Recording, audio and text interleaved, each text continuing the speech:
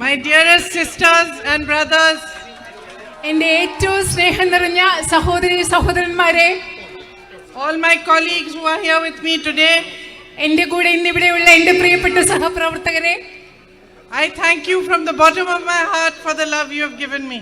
നിങ്ങൾ എനിക്ക് നൽകിക്കൊണ്ടിരിക്കുന്ന സ്നേഹത്തിന് എൻ്റെ ഹൃദയത്തിൻ്റെ ആഴങ്ങളിൽ നിന്ന് ഞാൻ നിങ്ങളോട് നന്ദി പറയുകയാണ്. Every single moment since I have set foot here in Wayanad, I have only felt your love and affection, and you have welcomed me into your homes, into your hearts like one of your own. വയനാട്ടിൽ എപ്പോഴാണോ ഞാൻ കാലെടുത്ത് വെച്ചത് അന്ന് മുതൽ നിങ്ങളുടെ സ്നേഹമാണ് ഞാൻ അനുഭവിച്ചുകൊണ്ടിരിക്കുന്നത്. നിങ്ങളുടെ വീടുകളിലേക്ക്, നിങ്ങളുടെ ഹൃദയങ്ങളിലേക്ക് നിങ്ങൾ എന്നെ കൊണ്ടുവന്നിരിക്കുകയാണ്, സ്വാഗതം ചെയ്തുകൊണ്ടിരിക്കുകയാണ്.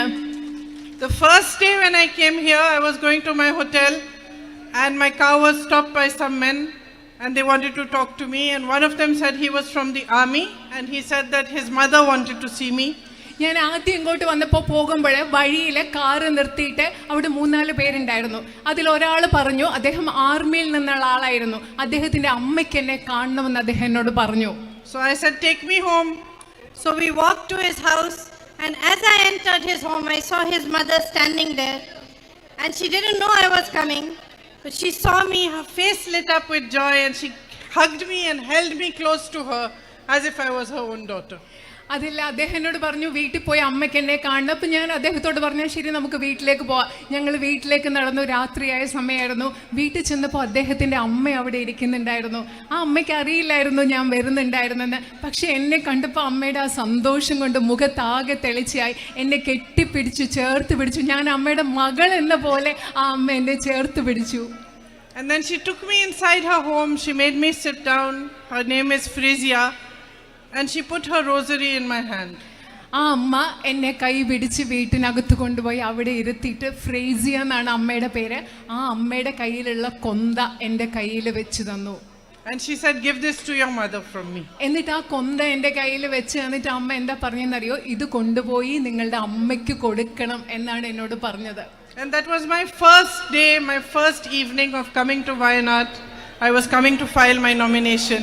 In that first moment, you accepted me, brought me to your home, gave me even a rosary for my mother. You have really touched my heart. ശരിക്കും അത് ഞാൻ വയനാട്ടിൽ വന്ന ആദ്യത്തെ ദിവസമാണ്. നോമിനേഷൻ പേപ്പർ കൊടുക്കാൻ, നാമനിർദ്ദേശ പത്രിക സമർപ്പിക്കാൻ ആദ്യമായിട്ട് ഇവിടെ വന്ന ആ വൈകുന്നേരം നിങ്ങൾ എന്നെ വീട്ടിൽ കൊണ്ടുപോയി എനിക്കൊരു കൊന്ത തന്നു, എൻ്റെ അമ്മയ്ക്ക് നൽകാൻ ഒരു കൊന്ത തന്നു. ആ അനുഭവം ശരിക്കും എൻ്റെ മനസ്സിനെ സ്പർശിച്ച ഒരു അനുഭവമാണ്. But I was not surprised because I know the history of Wayanad. പക്ഷെ അത് ആ ഒരു അനുഭവം വന്നപ്പോൾ എനിക്ക് അതിശയം ഉണ്ടായില്ല. കാരണം എനിക്ക് വയനാടിന്റെ ചരിത്രം എന്താണെന്ന് അറിയാം. I know how the people of Wayanad have always stood for what is right. എനിക്കറിയാം എങ്ങനെയാണ് വയനാട്ടിലെ ജനങ്ങളായ നിങ്ങൾ ഓരോരുത്തരും എല്ലാ കാലത്തും എന്താണോ ശരി അതിനുവേണ്ടി നിലകൊണ്ടിട്ടുള്ളവരാണെന്ന് എനിക്കറിയാം. In some ways you represent everything that is good about our country. ഒരർത്ഥത്തിൽ പറഞ്ഞാൽ വയനാട്ടുകാരായ നിങ്ങൾ ഓരോരുത്തരും ഈ രാജ്യത്ത്, ഇന്ത്യയിൽ ഏറ്റവും നല്ലതായിട്ട് എന്താണോ ഉള്ളത് അതിനെ പ്രതിനിധാനം ചെയ്യുന്നവരാണ് വയനാട്ടിലെ നിങ്ങൾ. You have a deep history. Your indigenous people fought against the British. നിങ്ങൾക്കൊരു ആഴമുള്ള ചരിത്രമുണ്ട്. ഇവിടുത്തെ തദ്ദേശീയരായ ജനങ്ങൾ ബ്രിട്ടീഷുകാർക്കെതിരെ പോരാടിയവരാണ്.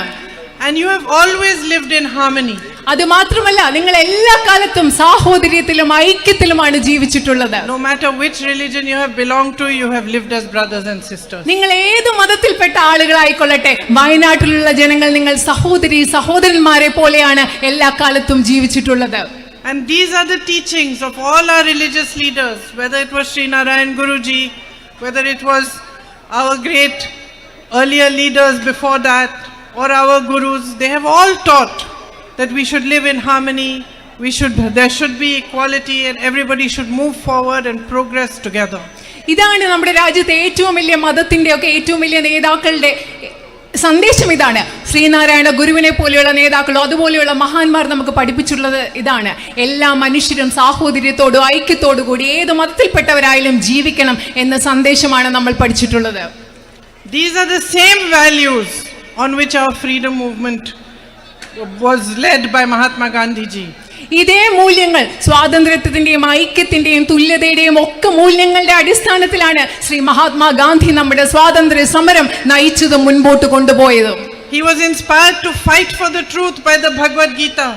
അദ്ദേഹത്തെ സത്യത്തിന് വേണ്ടി പോരാടാൻ അദ്ദേഹത്തിന് പ്രചോദനം നൽകിയത് ഭഗവത്ഗീതയാണ്.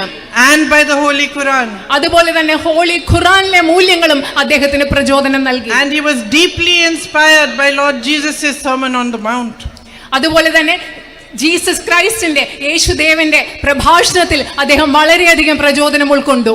In fact, if somebody embodied what is written in the Bible in Corinthians 13, that whatever you do, unless you have love in your heart, it is of no value, it was Mahatma Gandhi. ബൈബിളിൽ Corinthians 13 പറയുന്നത്, അതായത് നിങ്ങൾ എന്ത് ചെയ്യുമ്പോഴും നിങ്ങളുടെ ഹൃദയത്തിൽ സ്നേഹമില്ലെങ്കിൽ അതിനൊരു മൂല്യമില്ല എന്ന് പറയുന്ന ആശയം ഏറ്റവും അധികം അർത്ഥവത്തായി ഉൾക്കൊണ്ടിട്ടുള്ളത് മഹാത്മാഗാന്ധി അല്ലാതെ മറ്റാരുമല്ല. And so when India became a free nation, it was those same values on which the Constitution of India was based.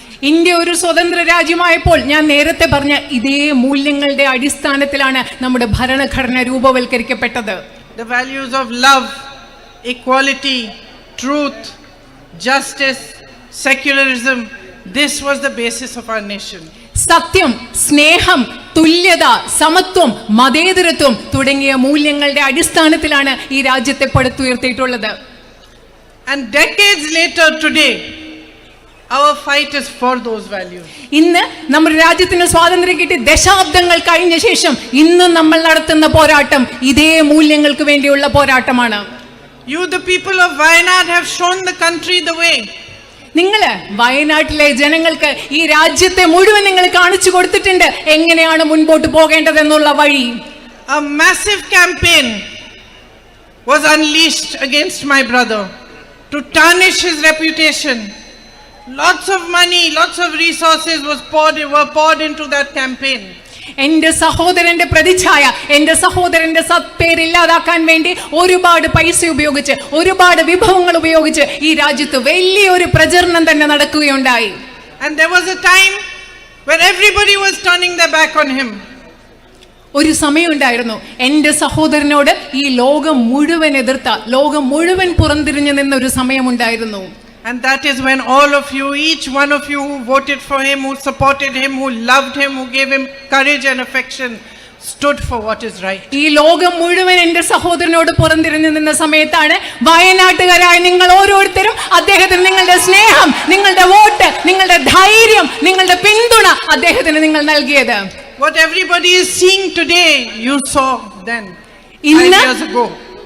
ഇന്ന് എന്റെ സഹോദരനിൽ ഇന്ന് എല്ലാവരും കാണുന്നത് എന്താണോ അത് നിങ്ങൾ 5 വർഷം മുമ്പ് നിങ്ങൾ കണ്ടു എന്ന് ഞാൻ പറയുകയാണ്.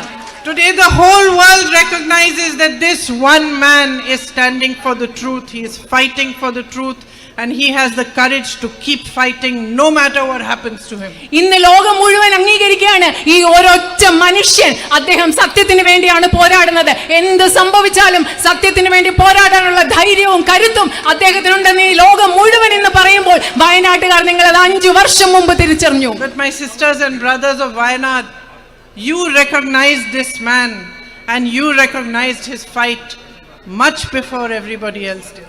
എൻ്റെ വയനാട്ടിലെ പ്രിയപ്പെട്ട സഹോദരി സഹോദരന്മാരെ, എൻ്റെ സഹോദരൻ്റെ ഈ മനുഷ്യൻ്റെ പോരാട്ടം, ഈ മനുഷ്യൻ എന്താണെന്നുള്ളത് ലോകം മുഴുവൻ തിരിച്ചറിയുന്നതിന് മുമ്പ് വയനാട്ടുകാരായി നിങ്ങൾ തിരിച്ചറിഞ്ഞു എന്ന് ഞാൻ പറയുകയാണ്. And you made a bond with him of love and trust and loyalty that is in his heart. നിങ്ങൾ അദ്ദേഹത്തോട് സ്നേഹത്തിൻ്റെ, വിശ്വാസത്തിൻ്റെ, പരസ്പര വിശ്വാസത്തിൻ്റെ, സ്നേഹത്തിൻ്റെ ആഴമുള്ള ഒരു ബന്ധം നിങ്ങൾ അദ്ദേഹത്തോട് ഉണ്ടാക്കിയെടുത്തിട്ടുണ്ട്. ആ ബന്ധം അദ്ദേഹത്തിൻ്റെ ഹൃദയത്തിൽ എപ്പോഴുമുള്ള ഒരു ബന്ധമാണ്. He and all of us in his family are deeply, deeply grateful to you for what you did for him. അദ്ദേഹം മാത്രമല്ല, ഞങ്ങളുടെ കുടുംബത്തിലെ ഓരോ അംഗവും വയനാട്ടുകാരായി നിങ്ങൾ അദ്ദേഹത്തിന് വേണ്ടി എന്താണോ ചെയ്തത്, വയനാട്ടുകാരായി നിങ്ങൾ അദ്ദേഹത്തിന് വേണ്ടി എന്താണോ ചെയ്തത് അതിനുവേണ്ടി ഞങ്ങൾ ഓരോരുത്തരോടും നിങ്ങളോട് എന്നെന്നും കടപ്പെട്ടിരിക്കുന്നവരായിരിക്കുമെന്ന് ഞാൻ പറയുകയാണ്. It is you who gave him the courage to walk 4,000 kilometers across India in the name of unity and peace. ഐക്യത്തിന് വേണ്ടി സമാധാനത്തിന് വേണ്ടി ഈ രാജ്യം മുഴുവൻ 4000 കിലോമീറ്റർ നടക്കാനുള്ള ധൈര്യം എന്റെ സഹോദരന് കൊടുത്തത് വയനാട്ടുകാരായ നിങ്ങളാണ്. I am his sister, so I can tell you how sad he was to leave you. ഞാൻ അദ്ദേഹത്തിന്റെ സഹോദരിയാണ്. അതുകൊണ്ട് എനിക്കറിയാം വയനാട്ടിലെ നിയോജക മണ്ഡലം ഉപേക്ഷിച്ചു പോകേണ്ടി വന്നപ്പോൾ, നിങ്ങളെ ഉപേക്ഷിച്ചു പോകേണ്ടി വരാൻ അദ്ദേഹത്തിന് എന്തുമാത്രം വിഷമമുണ്ടെന്ന് അദ്ദേഹത്തിന്റെ സഹോദരിയായ എനിക്കറിയാം. And for me, there is no greater example than what kind of relationship people and their leaders should have than the relationship between Rahul and you. രാഹുലും നിങ്ങളും തമ്മിലുള്ള ബന്ധത്തിൽ ഉപരിയായി ഒരു നേതാവും ജനങ്ങളും തമ്മിലുള്ള ബന്ധം എങ്ങനെ ആയിരിക്കണം എന്നതിന് എനിക്ക് മറ്റൊരു ഉദാഹരണത്തിന്റെ ആവശ്യമില്ല. Because when politics becomes only about being powerful, only about staying in power by any means, whether it is dividing people, spreading hatred, spreading anger, creating situations like you have seen in Manipur and in other states, then the whole basis of politics becomes completely wrong. രാഷ്ട്രീയം എന്ന് പറയുന്നത് ഏത് വിധേയം അധികാരത്തിൽ നിലനിൽക്കുന്നതിന് വേണ്ടി, അധികാരം നേടുന്നതിന് വേണ്ടി ജനങ്ങളെ വിഭജിച്ചുകൊണ്ട്, നിങ്ങൾ മണിപ്പൂരിൽ കാണുന്നത് പോലെ ജനങ്ങളെ വിഭജിച്ചുകൊണ്ട് മുൻപോട്ട് പോകുമ്പോൾ രാഷ്ട്രീയത്തിന്റെ അടിസ്ഥാനം തന്നെ തെറ്റായി മാറുന്നു. When there is no respect for people, those very people who have put you in power, those very people who have put you in the position to be a minister or an MLA or an MP or a prime minister, when you lose respect for those very people, then you lose respect for the nation and for the country. നിങ്ങളെ മന്ത്രിയാക്കിയ, നിങ്ങളെ MLA ആക്കിയ, നിങ്ങളെ പ്രധാനമന്ത്രിയാക്കിയ ജനങ്ങളോട്, ഈ രാജ്യത്തെ ജനങ്ങളോടുള്ള ബഹുമാനം, നിങ്ങൾക്ക് അടിസ്ഥാന ബഹുമാനം നഷ്ടപ്പെടുമ്പോൾ നിങ്ങൾക്ക് ഈ രാജ്യത്തോടുള്ള അടിസ്ഥാനപരമായ ബഹുമാനമാണ് നഷ്ടപ്പെടുന്നത്. Today all of us standing on this stage in front of you know in our hearts that we can't stand here unless you support us. ഇന്ന് ഈ സ്റ്റേജിൽ നിൽക്കുന്ന എല്ലാവർക്കും, ഞങ്ങൾ എല്ലാവർക്കും ഹൃദയത്തിന്റെ ആഴങ്ങളിൽ അറിയാം, നിങ്ങൾ ഞങ്ങളെ പിന്തുണച്ചില്ലെങ്കിൽ ഈ വേദിയിൽ നിന്ന് നിൽക്കാൻ ഞങ്ങൾക്ക് പറ്റില്ല എന്നുള്ളത് ഞങ്ങൾക്ക് ആഴത്തിൽ അറിയാം. This is not our greatness or our power that we are standing here. It is your greatness, it is your power that we are reflecting back to you. ഞങ്ങൾ ഈ വേദിയിൽ നിൽക്കുന്നത് ഞങ്ങളുടെ മഹത്വമല്ല, ഞങ്ങളുടെ ശക്തിയല്ല, ഇത് നിങ്ങളുടെ ശക്തിയാണ്. നിങ്ങളുടെ ശക്തി കൊണ്ട്, നിങ്ങളുടെ മഹത്വം കൊണ്ടാണ് ഞങ്ങൾ ഇവിടെ നിൽക്കുന്നത്. നിങ്ങളുടെ ശക്തിയും മഹത്വവും പ്രതിഫലിപ്പിച്ച് നിങ്ങളിലേക്ക് തരികയാണ് ഇവിടെ നിന്ന് ഞങ്ങൾ ചെയ്യുന്നത്. But what are we seeing in our country? What kind of politics are we seeing today? For the last 10 years, what is it that we have all witnessed? പക്ഷെ നമ്മൾ ഇന്ന് നമ്മുടെ രാജ്യത്ത് എന്താണ് കണ്ടുകൊണ്ടിരിക്കുന്നത്? ഏത് തരത്തിലുള്ള ഒരു രാഷ്ട്രീയമാണ് നമ്മുടെ രാജ്യത്ത് കണ്ടുകൊണ്ടിരിക്കുന്നത്? കഴിഞ്ഞ 10 വർഷങ്ങളായി നമ്മൾ എന്തിനാണ് സാക്ഷിയായിക്കൊണ്ടിരിക്കുന്നത്? We have witnessed complete disrespect for the people of India. നമ്മൾ ഈ കഴിഞ്ഞ 10 വർഷങ്ങളായി കണ്ടുകൊണ്ടിരിക്കുന്നത് ഈ രാജ്യത്തെ ജനങ്ങളോട് പൂർണ്ണമായ ബഹുമാനമില്ലാത്ത ഒരു അവസ്ഥയാണ്. All the policies that the BJP government, Modi's government are making are being made for the benefit of his 5 or 6 big businessmen friends. Narendra Modi ഗവൺമെന്റിന്റെ എല്ലാ നയങ്ങളും അദ്ദേഹത്തിന്റെ 5 or 6 ബിസിനസ്സുകാരായ വ്യവസായികളായ സുഹൃത്തുക്കളുടെ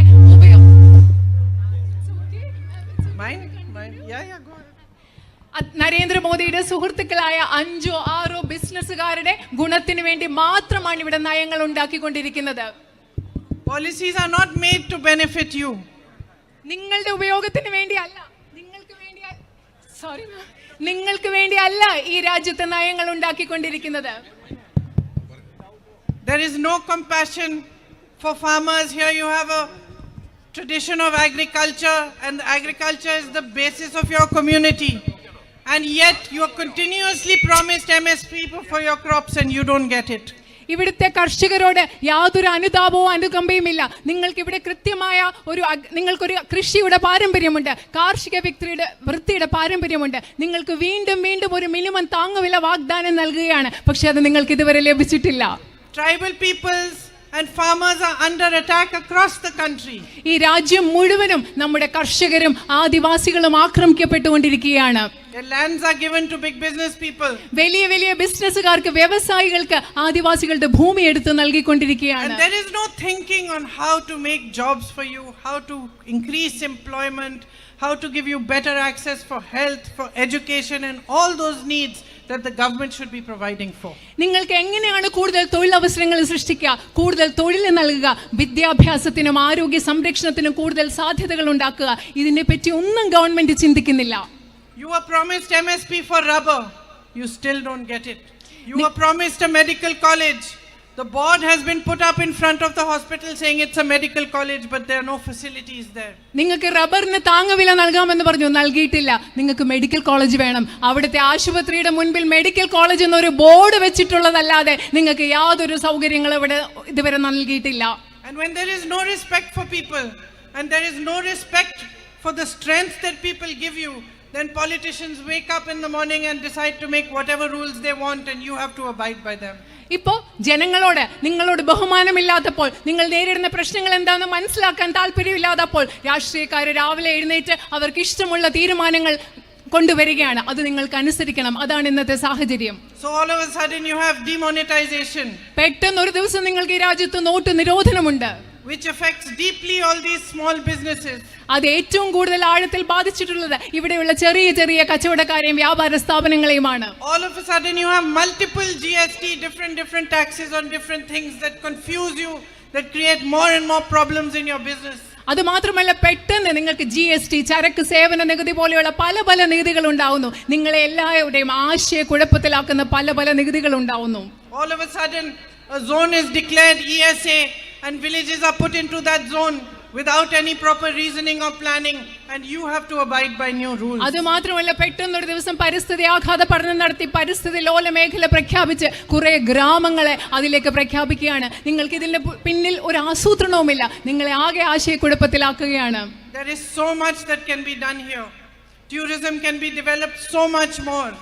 വയനാട്ടിൽ ഒരുപാട് കാര്യങ്ങൾ ഇവിടെ ചെയ്യാനുണ്ട്. നിങ്ങളുടെ വിനോദസഞ്ചാരം ഇനി ഒരുപാട് നമുക്ക് വികസിപ്പിച്ചെടുക്കേണ്ടതുണ്ട്. Health facilities, education facilities can be improved, access can be improved. അതുപോലെ തന്നെ ആരോഗ്യ സംവിധാനങ്ങൾ, വിദ്യാഭ്യാസത്തിനുള്ള സംവിധാനങ്ങൾ മെച്ചപ്പെടുത്തേണ്ടതുണ്ട്. അതിലൊക്കെ പ്രവേശിക്കാനുള്ള സാധ്യതകൾ ഉണ്ടാക്കേണ്ടതുണ്ട്. I know you have a huge issue of human-animal conflict. Everybody should sit down, find solutions which work for all sides. എനിക്കറിയാം, നിങ്ങൾക്കിവിടെ മനുഷ്യ വന്യജീവി സംഘർഷം എന്ന് പറയുന്ന ഒരു വലിയ പ്രശ്നം പരിഹരിക്കാനുണ്ട്. ഒരുമിച്ച് ചേർന്ന് നിന്നുകൊണ്ട് അതിന് കൃത്യമായ ഒരു പരിഹാരം കണ്ടെത്തേണ്ടതുണ്ട്. I know my brother has worked hard to pressurize both the state government and the central government to provide facilities and to do many of these things. എനിക്കറിയാം, ഈ പല കാര്യങ്ങളും ചെയ്യുന്നതിന് വേണ്ടി എൻ്റെ സഹോദരൻ തന്നാലാവുന്ന വിധത്തിൽ സംസ്ഥാന ഗവൺമെന്റിനെയും കേന്ദ്ര ഗവൺമെന്റിനെയും സമ്മർദ്ദത്തിലാക്കാൻ കഴിയുന്നത്ര ശ്രമിച്ചിട്ടുണ്ടെന്ന് എനിക്കറിയാം. But the starkest example of a flawed politics is that when Wayanad went through such a terrible tragedy, when Rahul and I came here, I met with people who had lost their whole families, young children whose whole families had been wiped out, families whose whole livelihood, their homes, everything had been washed away by the landslide. It was a tragedy that even shook us up so much, and we travel around the country, we see so much pain, so much suffering. But it shook us because we have never seen such a great tragedy happen in such a small area where so many families have been affected all at once. വയനാട്ടിൽ നടന്ന നമ്മൾ എങ്ങും കണ്ടിട്ടില്ലാത്ത ഒരു ദുരന്തം, ഒരു വലിയ ഇവിടെ മണ്ണിടിച്ചിലുണ്ടായ വലിയ ദുരന്തം നടന്ന രാഹുലും ഞാനും ഇവിടെ വന്നപ്പോൾ മനുഷ്യർ ജീവിതം എല്ലാം നഷ്ടപ്പെട്ട മനുഷ്യർ, കുഞ്ഞുങ്ങളെ എല്ലാം നഷ്ടപ്പെട്ട കുഞ്ഞുങ്ങൾ, കുടുംബത്തെ മുഴുവൻ നഷ്ടപ്പെട്ട മനുഷ്യർ, ഇത് ഞങ്ങളെ ആകെ ഉലച്ചു. ഞങ്ങൾ ഈ രാജ്യം മുഴുവൻ സഞ്ചരിക്കുന്നവരാണ്. ഈ ദുഃഖം കാണുമ്പോൾ ഇത്രയും ചെറിയ സ്ഥലത്തുണ്ടായ ഇത്രയും വലിയൊരു ദുരന്തത്തിൻ്റെ വ്യാപ്തി രാഹുലിനെയും എന്നെ ഇവിടെ വന്നപ്പോൾ വല്ലാതെ ഉലച്ചു കളഞ്ഞു. And the Prime Minister also came here during that tragedy. He also met those victims. But he did not send the funds that were required to help them. ശരിക്കും പറഞ്ഞാൽ ഈ രാജ്യത്ത് ജനങ്ങളെ ബഹുമാനിക്കാത്ത ഒരു രാഷ്ട്രീയത്തിന്റെ ഉദാഹരണമാണ് പ്രധാനമന്ത്രി ഇവിടെ വന്നു.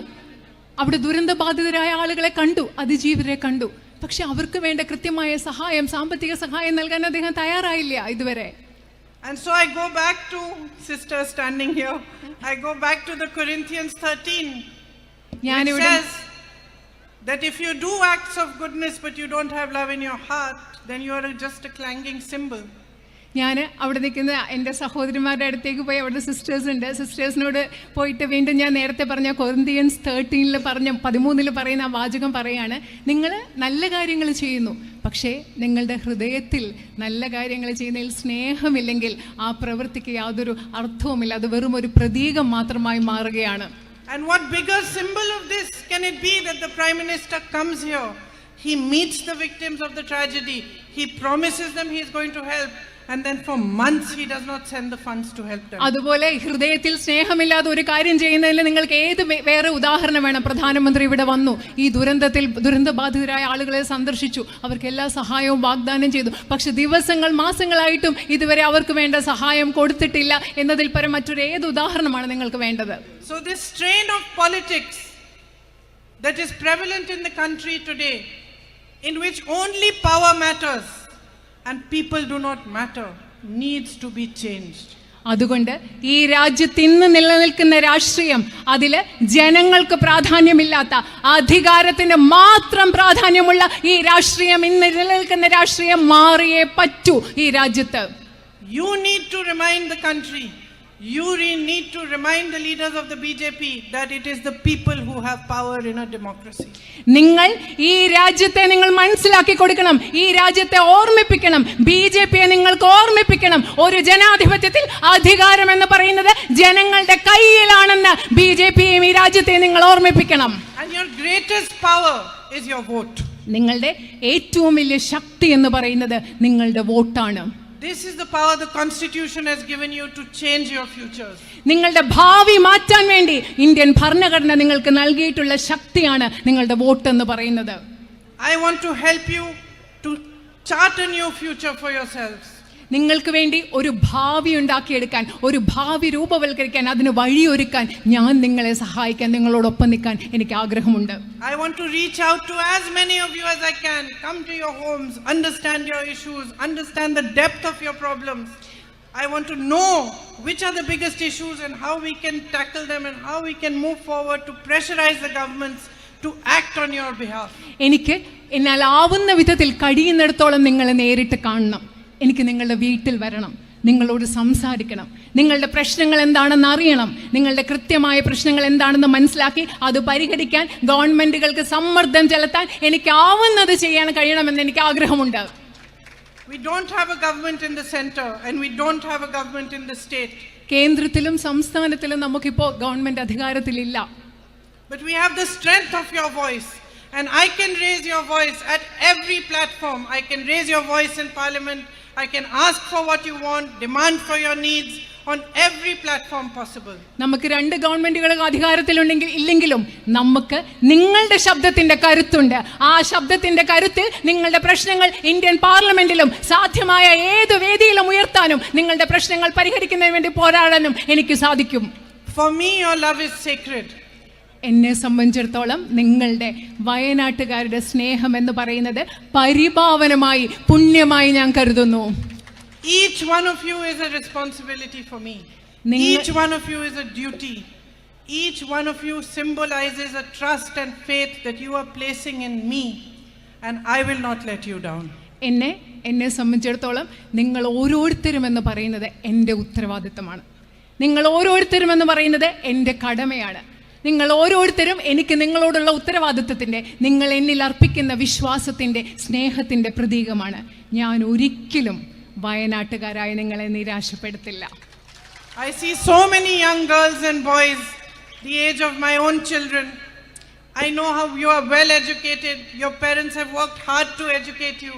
ഇവിടെ ഞാൻ ഒരുപാട് ചെറുപ്പക്കാരായ ആൺകുട്ടികളെയും പെൺകുട്ടികളെയും കാണുന്നത് എൻ്റെ മക്കളുടെ പ്രായമുള്ള ആൺകുട്ടികളും പെൺകുട്ടികളാണ്. എനിക്കറിയാം നിങ്ങളുടെ അച്ഛനമ്മമാർ നിങ്ങളെ പഠിപ്പിക്കാൻ വേണ്ടി എത്രമാത്രം കഷ്ടപ്പെട്ടിട്ടുണ്ടെന്ന് എനിക്കറിയാം. And for me it would be a mission to provide you, to help you to get a better future for yourselves. ഇവിടെയുള്ള ആൺകുട്ടികൾക്കും പെൺകുട്ടികൾക്കും നിങ്ങളെ സഹായിക്കുക, നിങ്ങൾക്ക് മികച്ച ഒരു ഭാവി ഉണ്ടാക്കി എടുക്കുക എന്നത് എൻ്റെ ഒരു നിയോഗമായിട്ട് ഞാൻ കണക്കാക്കുന്നു. Like that little girl there, I would like to see her grown up and independent and earning for herself. അവിടെയുള്ളൊരു ചെറിയ പെൺകുട്ടിയെ കണ്ടോ? ഞാൻ അവൾ വളർന്ന് വലുതാകുമ്പോൾ സ്വന്തമായിട്ട് വരുമാനം ഉണ്ടാക്കി സ്വതന്ത്രയായി ജീവിക്കുന്ന ഒരു പെൺകുട്ടിയായിട്ട് അവളെ കാണാൻ ഞാൻ ആഗ്രഹിക്കുന്നു. And I look forward to a journey with you of understanding, of respect, and of fighting for whatever you want and whatever you feel are your strongest needs over here. നമ്മൾ രണ്ടുപേരും കൂടെ ഒരുമിച്ചുള്ള മനസ്സിലാക്കലിൻ്റെ, ബഹുമാനത്തിൻ്റെ, സ്നേഹത്തിൻ്റെ ഒരു യാത്ര.